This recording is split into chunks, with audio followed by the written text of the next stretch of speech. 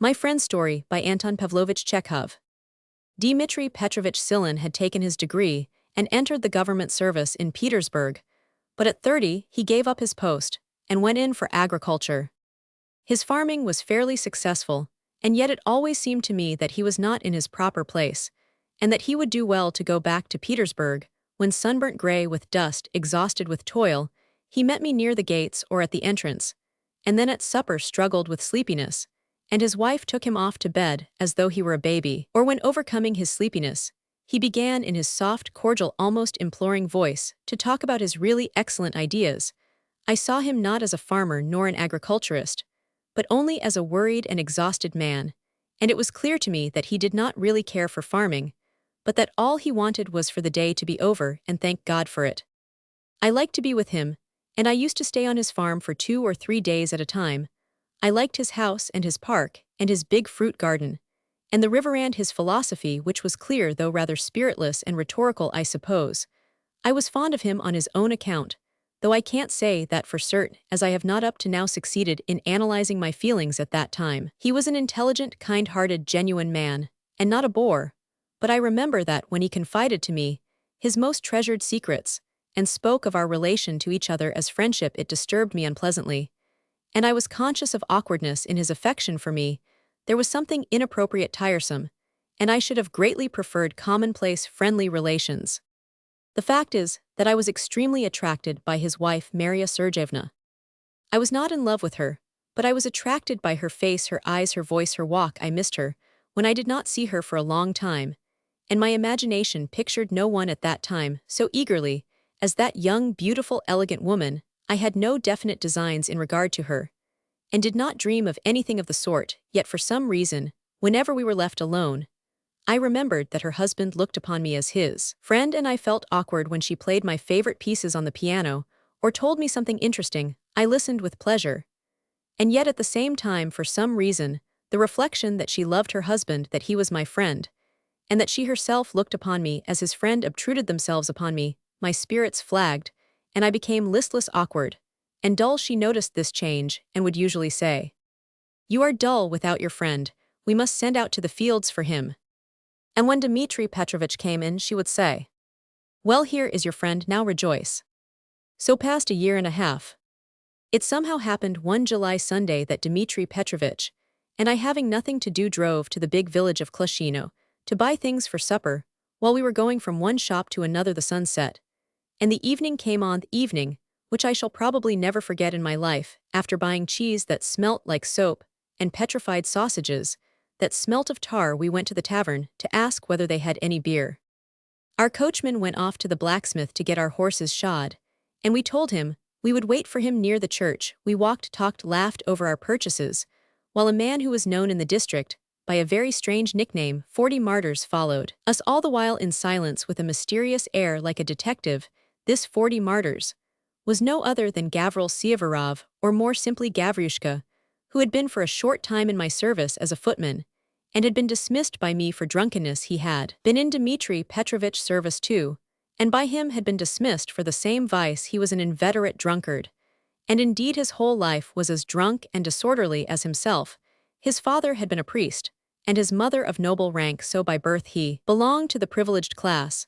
But however carefully I scrutinized his exhausted, respectful, and always perspiring face, his red beard, now turning gray, his pitifully torn reefer jacket, and his red shirt, I could not discover in him the faintest trace of anything we associate with privilege. He spoke of himself as a man of education, and used to say that he had been in a clerical school, but had not finished his studies there, as he had been expelled for smoking. Then he had sung in the bishop's choir, and lived for 2 years in a monastery from which he was also expelled, but this time not for smoking, but for his weakness. He had walked all over 2 provinces, had presented petitions to the consistory and to various government offices, and had been 4 times on his trial, at last being stranded in our district. He had served as a footman, as a forester, as a kennelman, as a sexton, had married a cook who was a widow and rather a loose character, and had so hopelessly sunk into a menial position, and had grown so used to filth and dirt that he even spoke of his privileged origin with a certain skepticism, as of some myth. At the time I am describing, he was hanging about without a job, calling himself a carrier and a huntsman, and his wife had disappeared, and made no sign.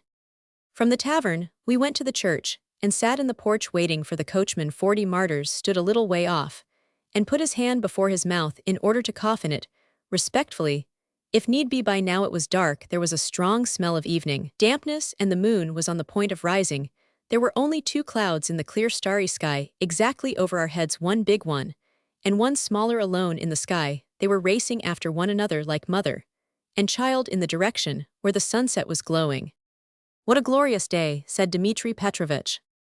In the extreme, 40 Martyrs assented, and he coughed respectfully into his hand. "How was it, Dmitri Petrovich, you thought to visit these parts?" he asked, in an ingratiating voice, evidently anxious to get up a conversation. Dmitri Petrovich made no answer. 40 Martyrs heaved a deep sigh, and said softly, not looking at us, "I suffer solely through a cause to which I must answer to Almighty God. No doubt about it, I am a hopeless and incompetent man, but believe me on my conscience, I am without a crust of bread, and worse off than a dog. Forgive me, Dmitri Petrovich." Silin was not listening, but sat musing with his head propped on his fists. The church stood at the end of the street on the high riverbank, and through the trellis gate of the enclosure we could see the river, the water meadows on the near side of it, and the crimson glare of a campfire about which black figures of men and horses were moving. And beyond the fire, further away, there were other lights where there was a little village. They were singing there on the river, and here and there on the meadows a mist was rising. High narrow coils of mist, thick and white as milk, were trailing over the river, hiding the reflection of the stars, and hovering over the willows.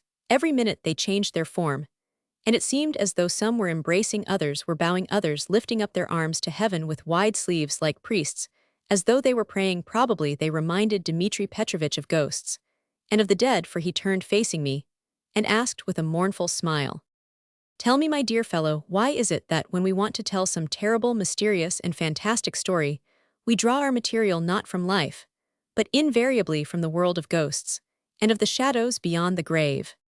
We are frightened of what we don't understand. And do you understand life? Tell me, do you understand life better than the world beyond the grave?" Dmitri Petrovich was sitting quite close to me, so that I felt his breath upon my cheek in the evening twilight. His pale, lean face seemed paler than ever, and his dark beard was black as soot. His eyes were sad, truthful, and a little frightened, as though he were about to tell me something horrible. He looked into my eyes, and went on in his habitual imploring voice, "Our life and the life beyond the grave are equally incomprehensible and horrible. If anyone is afraid of ghosts, he ought to be afraid too of me and of those lights, and of the sky, seeing that if you come to reflect, all that is no less fantastic and beyond our grasp than apparitions from the other world. Prince Hamlet did not kill himself because he was afraid of the visions that might haunt his dreams after death. I like that famous soliloquy of his, but to be candid, it never touched my soul. I will confess to you as a friend that in moments of depression, I have sometimes pictured to myself the hour of my death. My fancy invented thousands of the gloomiest visions, and I have succeeded in working myself up to an agonizing exaltation, to a state of nightmare. And I assure you that that did not seem to me more terrible than reality. What I mean is, apparitions are terrible, but life is terrible too. I don't understand life, and I am afraid of it, my dear boy. I don't know, perhaps I am a morbid person, unhinged. It seems to a sound, healthy man that he understands everything he sees and hears, but that seeming is lost to me, and from day to day I am poisoning myself with terror. There is a disease, the fear of open spaces, but my disease is the fear of life. When I lie on the grass and watch a little beetle which was born yesterday, and understands nothing, it seems to me that its life consists of nothing else but fear, and in it I see myself." "What is it exactly you are frightened of?" I asked. "I am afraid of everything. I am not by nature a profound thinker, and I take little interest in such questions as the life beyond the grave, the destiny of humanity. And in fact, I am rarely carried away to the heights. What chiefly frightens me is the common routine of life from which none of us can escape. I am incapable of distinguishing what is true and what is false in my actions, and they worry me. I recognize that education and the conditions of life have imprisoned me in a narrow circle of falsity, that my whole life is nothing else than a daily effort to deceive myself and other people, and to avoid noticing it. And I am frightened at the thought that to the day of my death I shall not escape from this falsity. Today I do something, and tomorrow I do not understand why I did it. I entered the service in Petersburg and took fright. I came here to work on the land, and here too I am. Frightened I see that we know very little, and so make mistakes every day. We are unjust, we slander one another, and spoil each other's lives.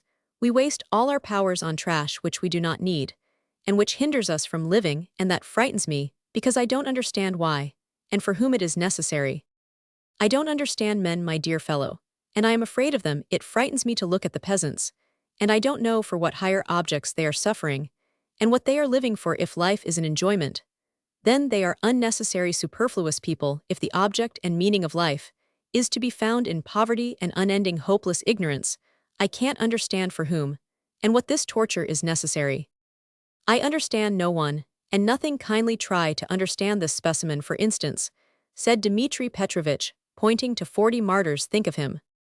Noticing that we were looking at him, 40 martyrs coughed deferentially into his fist and said, I was always a faithful servant with good masters, but the great trouble has been spirituous liquor. If a poor fellow like me were shown consideration and given a place, I would kiss the icon, my words, my bond. The sexton walked by, looked at us in amazement, and began pulling the rope. The bell, abruptly breaking upon the stillness of the evening, struck 10, with a slow and prolonged note. It's 10 o'clock though, said Dmitri Petrovich. It's time we were going. Yes, my dear fellow, he sighed. If only you knew how afraid I am of my ordinary everyday thoughts, in which one would have thought there should be nothing dreadful to prevent myself thinking. I distract my mind with work, and try to tire myself out, that I may sleep sound at night. Children, a wife, all that seems ordinary with other people, but how that weighs upon me, my dear fellow. He rubbed his face with his hands, cleared his throat, and laughed. If I could only tell you how I have played the fool in my life, he said. They all tell me that I have a sweet wife, charming children, and that I am a good husband and father. They think I am very happy and envy me. But since it has come to that, I will tell you in secret, my happy family life is only a grievous misunderstanding, and I am afraid of it. His pale face was distorted by a wry smile. He put his arm round my waist and went on in an undertone. You are my true friend. I believe in you, and have a deep respect for you. Heaven gave us friendship that we may open our hearts and escape from the secrets that weigh upon us. Let me take advantage of your friendly feeling for me, and tell you the whole truth. My home life, which seems to you so enchanting, is my chief misery, and my chief terror. I got married in a strange and stupid way. I must tell you that I was madly in love with Masha before I married her, and was courting her for 2 years. I asked her to marry me 5 times, and she refused me because she did not care for me in the least. The 6th, when burning with passion, I crawled on my knees before her, and implored her to take a beggar and marry me. She consented. What she said to me was, I don't love you, but I will be true to you. I accepted that condition with rapture. At the time I understood what that meant, but I swear to God, I don't understand it now. I don't love you, but I will be true to you. What does that mean? It's a fog, a darkness. I love her now as intensely as I did the day we were married, while she, I believe, is as indifferent as ever. And I believe she is glad when I go away from home. I don't know for certain whether she cares for me or not. I don't know.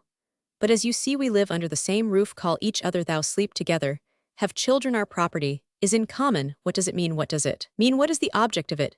And do you understand it at all, my dear fellow? It's cruel torture, because I don't understand our relations. I hate, sometimes her, sometimes myself, sometimes both at once. Everything is in a tangle in my brain. I torment myself and grow stupid. And as though to spite me, she grows more beautiful every day. She is getting more wonderful. I fancy her hair is marvelous, and her smile is like no other woman's. I love her, and I know that my love is hopeless. Hopeless love for a woman by whom one has 2 children. Is that intelligible? And isn't it terrible? Isn't it more terrible than ghosts? He was in the mood to have talked on a good deal longer, but luckily, we heard the coachman's voice. Our horses had arrived. We got into the carriage, and 40 martyrs, taking off his cap, helped us both into the carriage, with an expression that suggested that he had long been waiting for an opportunity to come in contact with our precious persons. Dmitri Petrovich, let me come to you, he said, blinking furiously, and tilting his head on one side. Show divine mercy. I am dying of hunger. Very well, said Silin, come, you shall stay 3 days, and then we shall see. Certainly, sir, said 40 martyrs, overjoyed. Ill, come today, sir. It was a 5 miles drive home. Dmitri Petrovich, glad that he had at last opened his heart to his friend, kept his arm round my waist all the way, and speaking now not with bitterness, and not with apprehension, but quite cheerfully, told me that if everything had been satisfactory in his home life, He should have returned to Petersburg and taken up scientific work there. The movement which had driven so many gifted young men into the country was, he said, a deplorable movement. We had plenty of rye and wheat in Russia, but absolutely no cultured people. The strong and gifted among the young ought to take up science, art, and politics. To act otherwise meant being wasteful. He generalized with pleasure and expressed regret that he would be parting from me early next morning, as he had to go to a sale of timber. And I felt awkward and depressed, and it seemed to me that I was deceiving the man, and at the same time it was pleasant to me. I gazed at the immense crimson moon, which was rising, and pictured the tall, graceful, fair woman with her pale face, always well-dressed and fragrant with some special scent, rather like musk, and for some reason it pleased me to think she did not love her husband. On reaching home, we sat down to supper. Maria Sergeyevna, laughing, regaled us with our purchases, and I thought that she certainly had wonderful hair, and that her smile was unlike any other woman's. I watched her, and I wanted to detect in every look and movement that she did not love her husband, and I fancied that I did see it. Dmitri Petrovich was soon struggling with sleep. After supper, he sat with us for 10 minutes and said, "Do as you please, my friends, but I have to be up at 3 o'clock tomorrow morning. Excuse my leaving you." He kissed his wife, tenderly pressed my hand with warmth and gratitude, and made me promise that I would certainly come the following week, that he might not oversleep. Next morning, he went to spend the night in the lodge. Maria Sergeyevna always sat up late in the Petersburg fashion, and for some reason on this occasion I was glad of it. "And now," I began when we were left alone, "and now y'all be kind and play me something." I felt no desire for music, but I did not know how to begin the conversation. She sat down to the piano and played I don't remember what. I sat down beside her and looked at her plump white hands and tried to read something on her cold, indifferent face. Then she smiled at something and looked at me. "You are dull without your friend," she said. I laughed. "It would be enough for friendship to be here once a month, but I turn up oftener than once a week." Saying this, I got up and walked from one end of the room to the other. She too got up and walked away to the fireplace. "What do you mean to say by that?" she said, raising her large clear eyes and looking at me. I made no answer. "What you say is not true," she went on, after a moment's thought. "You only come here on account of Dmitri Petrovich. Well, I am very glad. One does not often see such friendships nowadays." "Aha," I thought, and not knowing what to say, I asked, "Would you care for a turn in the garden?" I went out upon the veranda. Nervous shudders were running over my head, and I felt chilly with excitement. I was convinced now that our conversation would be utterly trivial, and that there was nothing particular we should be able to say to one another, but that night, what I did not dare to dream of, was bound to happen. That it was bound to be that night or never. "What lovely weather," I said aloud. "It makes absolutely no difference to me," she answered. I went into the drawing room. Maria Sergeyevna was standing as before near the fireplace, with her hands behind her back, looking away and thinking of something. "Why does it make no difference to you?" I asked. "Because I am bored. You are only bored without your friend. But I am always bored. However, that is of no interest to you." I sat down to the piano and struck a few chords, waiting to hear what she would say. "Please don't stand on ceremony," she said, looking angrily at me, and she seemed as though on the point of crying with vexation. "If you are sleepy, go to bed. Because you are Dmitri Petrovich's friend, you are not in duty bound to be bored with his wife's company. I don't want a sacrifice. Please go." I did not, of course, go to bed. She went out on the veranda, while I remained in the drawing room and spent 5 minutes turning over the music. Then I went out too. We stood close together in the shadow of the curtains, and below us were the steps bathed in moonlight, the black shadows of the trees stretched across the flower beds, and the yellow sand of the paths. "I shall have to go away tomorrow too," I said. "Of course, if my husband's not at home, you can't stay here," she said sarcastically. "I can imagine how miserable you would be if you were in love with me. Wait a bit, one day I shall throw myself on your neck. I shall see with what horror you will run away from me. That would be interesting." Her words and her pale face were angry, but her eyes were full of tender, passionate love. I already looked upon this lovely creature as my property. And then for the first time I noticed that she had golden eyebrows, exquisite eyebrows.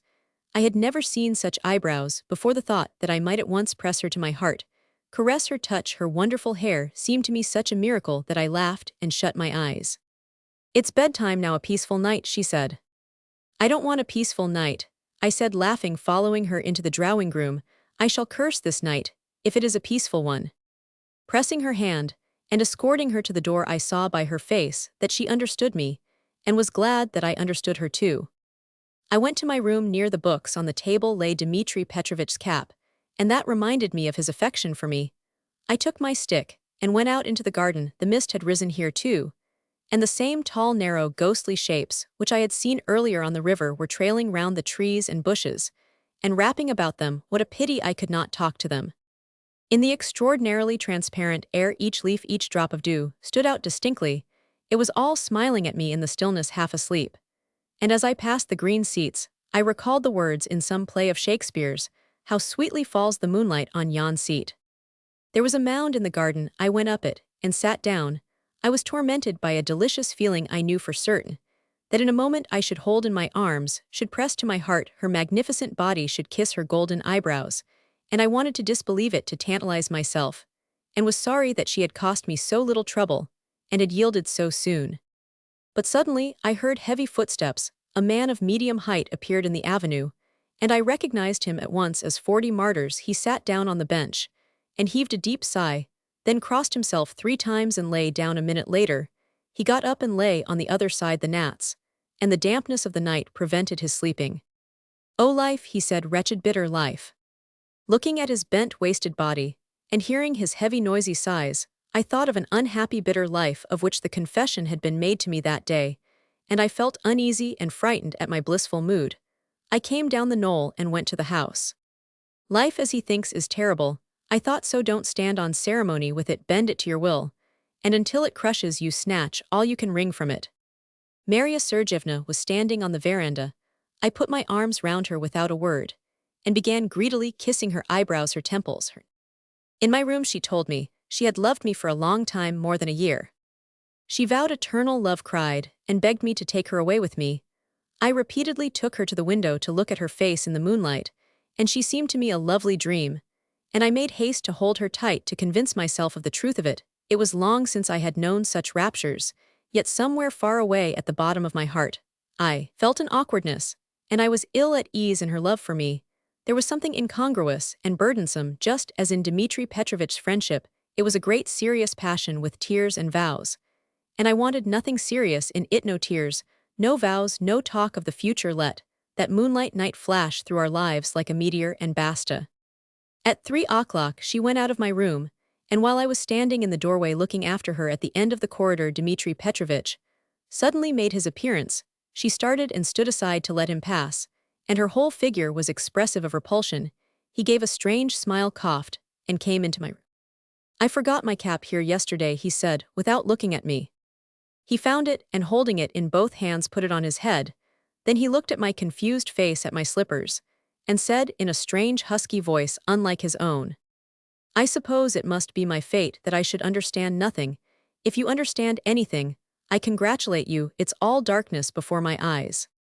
And he went out, clearing his throat. Afterwards, from the window, I saw him by the stable harnessing the horses with his own hands. His hands were trembling. He was in nervous haste, and kept looking round at the house. Probably he was feeling terror. Then he got into the gig, and with a strange expression, as though afraid of being pursued, lashed the horses. Shortly afterwards, I set off too. The sun was already rising, and the mist of the previous day clung timidly to the bushes, and the hillocks on the box of the carriage was sitting 40 Martyrs. He had already succeeded in getting drunk, and was muttering tipsy nonsense. "I am a free man," he shouted to the horses. "Ah, my honeys, I am a nobleman in my own right, if you care to know." The terror of Dmitri Petrovich, the thought of whom I could not get out of my head, infected me. I thought of what had happened, and could make nothing of it. I looked at the rooks, and it seemed so strange and terrible that they were flying. Why have I done this? I kept asking myself in bewilderment and despair. Why has it turned out like this, and not differently? To whom, and for what was it necessary that she should love me in earnest, and that he should come into my room to fetch his cap? What had a cap to do with it? I set off for Petersburg that day, and I have not seen Dmitri Petrovich, nor his wife, since. I am told that they are still living together.